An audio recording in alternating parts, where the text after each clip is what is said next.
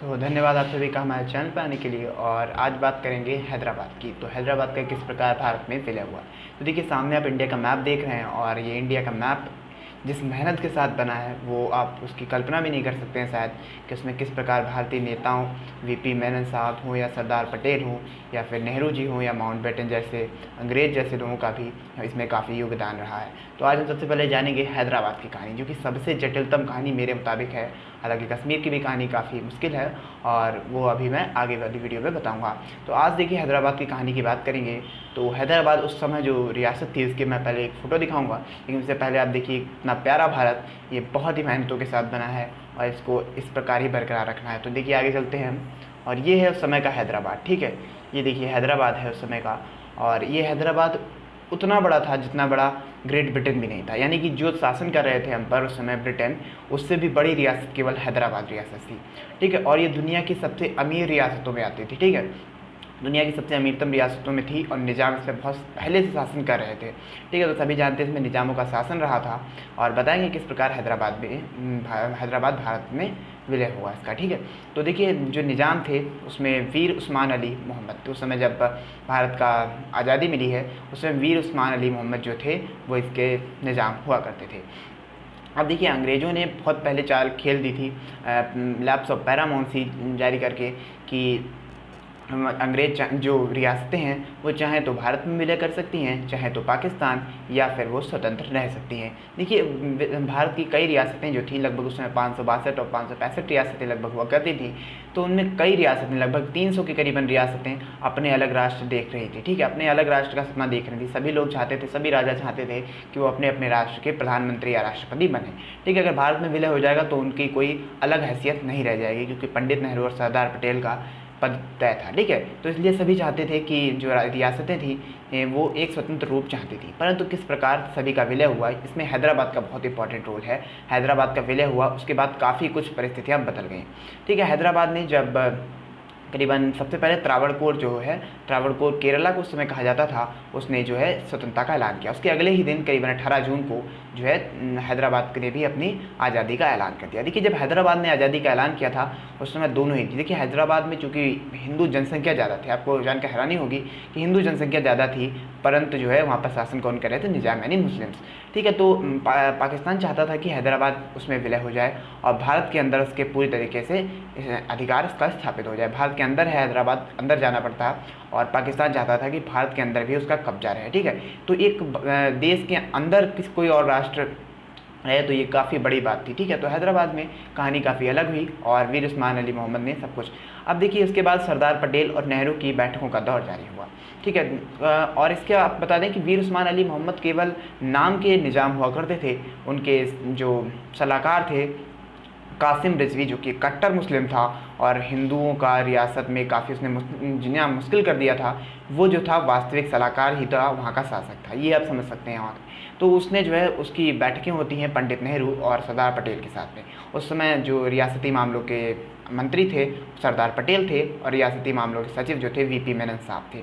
VP Menon साहब ने अपनी पुस्तक the integration of the Indian states after independence में भी लिखा हुआ है इसके बारे में, ठीक है। तो मैं उसी के आधार पर ये कहानी आपको पूरी बता रहा हूँ। मेरे पास बुक है और मैं कई अगली वीडियो में आपको वो बुक दिखाऊंगा भी, ठीक है। तो उस बुक में देखिए, उन्होंने वीपी मेनन साहब ने साफ कहा था कि पूरी कोई भी जो नीति थी वो कारगर साबित नहीं हो रही थी। कासिम रिजवी इसी बात पर अड़ा था और कासिम रिजवी की भाषा भी काफ़ी बेहूदी थी और वो एक ही बात पर अड़ा था कि हैदराबाद जो है स्वतंत्र रहेगा। हैदराबाद कभी भी उसमें नहीं था कि पाकिस्तान की तरफ हो, परंतु हैदराबाद भारत में मिलने को राजी नहीं था। देखिए, बहुत सी रियासतें बाद में मिल गई भारत में, लेकिन हैदराबाद जो ऐसी रियासत थी जो मिलने को तैयार नहीं थी, ठीक है। करीबन आज़ादी के 3 महीने गुजर गए, ठीक है। आज़ादी हो गई, आज़ादी मिली भारत को, आज़ादी के 3 महीने भी गुजर गए, परंतु अभी भी उसका विलय भारत में नहीं हुआ था। अब दिक्कत की बात यह है कि हैदराबाद का विलय किस प्रकार होगा। लगातार बैठकों का दौर जारी है, आपको बताएं, और कासिम रिजवी बैठकों से भी मना कर देता था, ठीक है। इतना बेहुदा इंसान था। और सरदार पटेल जैसे महान इंसान, देखिए, अब सरदार पटेल जो थे एक आक्रामक किस्म के इंसान थे और पंडित नेहरू जो थे एक शांतिप्रिय इंसान थे, आपको ये भी बताएं। और लॉर्ड माउंटबेटन की अगर बात करें तो ये 3 लोग जो थे मेन थे, और वीपी मेनन ने जो है इसमें पूरी तरीके से रोल निभाया है। तो देखिए, जो 3 लोग मेन थे, सरदार पटेल और नेहरू और उसके अलावा माउंटबेटन, तो इनमें देखिए सरदार पटेल जो थे वो सैन्य कार्रवाई के पक्ष में थे। अब लगातार जब बात, अब देखिए हैदराबाद को जो है इस प्रकार से विलय की भी बात कह दी गई थी कि उनको भी जम्मू कश्मीर की ही भांति विशेष राज्य का दर्जा दे दिया जाएगा। जैसे आर्टिकल 370 था, उसमें हैदराबाद में भी एक विशेष जो है नियम लगाने का, विशेष राज्य का दर्जा जो स्पेशल कैटेगरी स्टेटस होता है किसी राज्य का, वो देने का वादा कर दिया गया था। अब जैसे उस हिसाब से क्या होता कि भारतीय सेना को वहाँ पर प्रवेश करने से पहले भी विशेष परिस्थितियाँ होनी चाहिए और जम्मू कश्मीर से भी कड़े प्रावधान इस आर्टिकल में किए गए थे। ठीक है, तो ये देने का वादा कर दिया गया था। परंतु वीर, अब देखिए ये भी एक निर्णायक मोड़ था और भारतीय राजनीति के लिए एक अच्छा साबित हुआ कि अगर उस समय हैदराबाद में वीर उस्मान अली मोहम्मद ने मान लिए होते ये नियम, तो शायद आज हैदराबाद में भी यही टेंशन होती जैसे जम्मू कश्मीर में थी, और बड़ी मुश्किल से आर्टिकल 370 एबॉलिश किया गया है। तो देखिए हैदराबाद को काफ़ी दिए गए, परंतु वीर उस्मान अली मोहम्मद ने केवल एक शर्त रखी कि वो हैदराबाद जो है अलग रहेगा, या लेकिन हैदराबाद जो है भारत के साथ अच्छे रिश्ते रख सकता है, भारत को कुछ हद तक रियायतें दे सकता है, बस इतनी सी शर्तें थी। लेकिन हैदराबाद को भारत में विलय करने के लिए राजी नहीं हुए थे।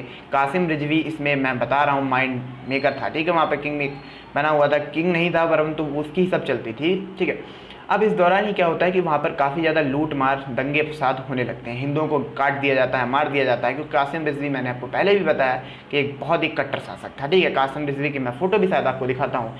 ये देखिए कासिम रिजवी, ये देखिए साइड में खड़ा है कासिम रिजवी। ठीक है, शायद यही है कासिम, और ये बीच में निज़ाम है, निज़ाम वीर उस्मान अली मोहम्मद, सरदार पटेल साहब हैं हमारे। तो ये देखिए हैदराबाद को आप देखते रहें और समझेंगे, आपके अंदर देशभक्ति भी जागृत होगी। तो देखिए वहाँ पर काफ़ी जो कासिम रिजवी था उसने काफ़ी परिस्थितियाँ ख़राब कर दी थी। अब उसके बाद क्या होता है कि सरदार पटेल चाहते हैं कि सैन्य कार्रवाई हो, नेहरू शांति प्रिय हैं, परंतु इसलिए क्या चाहते हैं नेहरू कि शांति से, वार्ता के माध्यम से किया जाए कुछ भी। अभी वार्ता के और भी रास्ते हो सकते हैं। अब देखिए यहीं पर नेहरू की लोग गलती देते हैं, परंतु नेहरू मेरे मुताबिक गलत नहीं थे। और अगर आप भारतीय राजनीति को जानेंगे और भारतीय इतिहास को समझेंगे तो आप भी ये समझ जाएंगे। तो देखिए अब क्या होता है कि सरदार पटेल सैन्य कार्रवाई के पक्ष में थे, लॉर्ड माउंटबेटन भी जो थे सैन्य कार्रवाई के पक्ष में नहीं थे। लेकिन क्या होता है, हैदराबाद बहुत ज़्यादा नाटकीय होता है, वहाँ पर बहुत ज़्यादा दंगे फसाद बढ़ जाते हैं।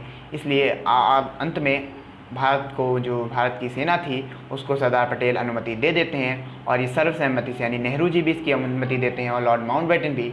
और एक बहुत ही निर्णायक तरीके से ऑपरेशन पोलो, जिसको कई लोग ऑपरेशन पुलिस भी बोलते हैं, ऑपरेशन पोलो वैसे बोला जाता है, इसका फेमस नाम क्या है, ऑपरेशन पोलो। ठीक है, ऑपरेशन पोलो के माध्यम से सैन्य कार्यवाही होती है। और जो रजाकार सेना के गुंडे हुआ करते थे, यानी कि सेना थी हैदराबाद की, तो हैदराबाद के पास में अपने प्रधानमंत्री समेत कई ऐसी चीज़ें थीं जो दुनिया की शायद ही किसी रियासत के पास होती है। ठीक है, काफ़ी अमीर रियासत थी, मैंने बताया निज़ाम काफ़ी अमीर हुआ करते थे।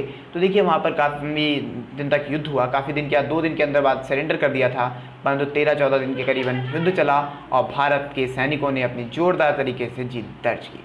ठीक है, भारत के सैनिकों की जीत के साथ ही जो निज़ाम थे उन्होंने ऑल इंडिया रेडियो, समय ऑल इंडिया रेडियो बोला जाता था, जो आज आकाशवाणी बोला जाता है, तो ऑल इंडिया रेडियो पर अपना भाषण प्रकाशित किया और कहा कि हैदराबाद का भारत में विलय हो गया है। ठीक है, हैदराबाद का भारत में विलय होते ही उस रियासत का भारत में विलय हो गया जिसकी संभावना काफ़ी कठिन लग रही थी और जिसका लग रहा था कि भारत में विलय नहीं हो पाएगा। तो ये अगर हम कहें तो बेसिकली सरदार पटेल की तो अच्छाई थी ही, मैं इससे इनकार नहीं करूँगा, बट ये पूरी तरीके से भारतीय सेना का सैन्य ऑपरेशन था।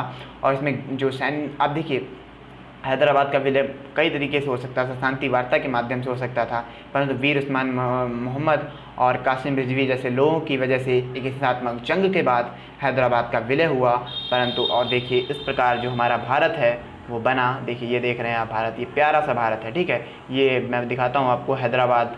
और उस समय की अगर हैदराबाद रियासत की बात करें तो उसमें कर्नाटका की बात करें, कर्नाटका था, महाराष्ट्र का कुछ इलाका था, तमिलनाडु भी था, केरला भी था थोड़ा सा।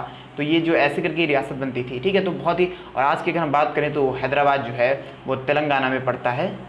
ठीक है, ये तेलंगाना यहाँ पर हैदराबाद लगभग पड़ता है। ठीक है, तो इस प्रकार हैदराबाद का विलय भारत में हुआ और संभव हो कि आपके अंदर देशभक्ति जागृत हो इस हैदराबाद की बात कि ये जो हैदराबाद जिस प्रकार भारत में विलय हुआ। आज भी हैदराबाद में अगर बात करें तो, और आंध्र प्रदेश जो है आज विशेष दर्जे की बात कर रहा है। ठीक है, विशेष राज्य के दर्जे, जो विशेष राज्य का दर्जा और स्पेशल कैटेगरी ऑफ स्टेटस अलग अलग चीज़ें हैं, मैं भी वो भी किसी वीडियो में बताऊंगा।